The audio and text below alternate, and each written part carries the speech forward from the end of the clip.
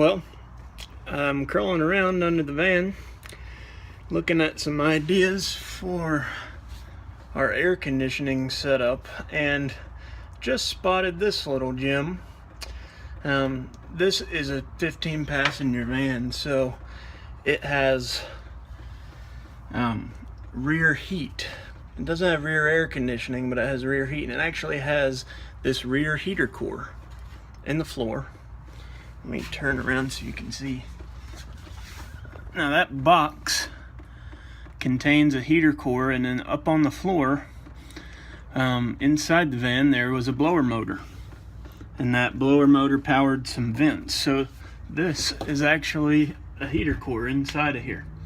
Well, heater cores run off the engine coolant, and that's what heats them. If your car is warm inside, it's getting warm from the engine heat. The coolant is circulated through a radiator, and hot air or air is blown through that radiator, and it is hot. So anyway, that's what's in here, and that coolant comes from right here, and as you can see, it's leaking coolant. So the reason it's leaking coolant is because this was the hose clamp holding it on. Nice quality hose clamp. It's almost 28 years old probably. That guy popped off the second I touched it. I just touched it. You can see this one up here is loose. It's not broken just yet, but I bet if I messed with it for very much more than a few seconds, it would break.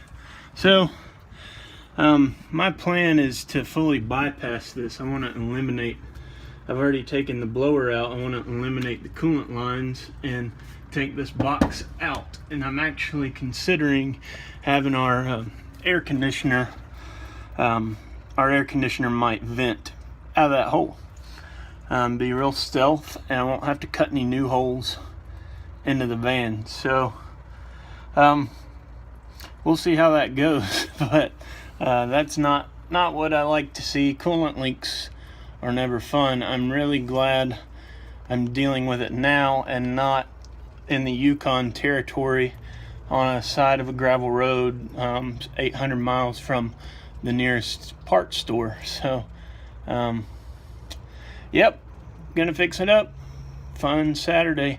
Beautiful day here in Charlotte. It's got to be 70 degrees. I'm a fan of winter. You know, I like cold weather, but it is interesting to see a day like today where it's warm in the middle of February. We get snow in March sometimes here. So I'm going to keep digging with this. I'm probably going to trace these coolant lines back to their source and bypass them there. You don't want to have 6 feet of coolant hose that could possibly get punctured or torn.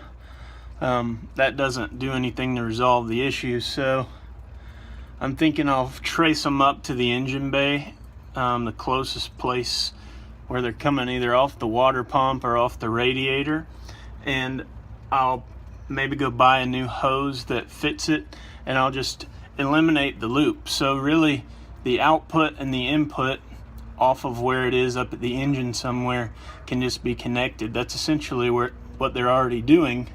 They just are connected over about 20 feet of a coolant hose. So we're gonna get this taken care of. Today my plan was to get the van interior floor painted. I want to get it sealed. We've sanded it down, and it's ready to go, but there's some holes in it. I'm gonna have to patch those holes, and I was coming under here to look at this particular hole for this heater core and found this problem. So may not get to what I wanted to get to today. That's generally how it goes, but it'll be fun. Thanks for watching.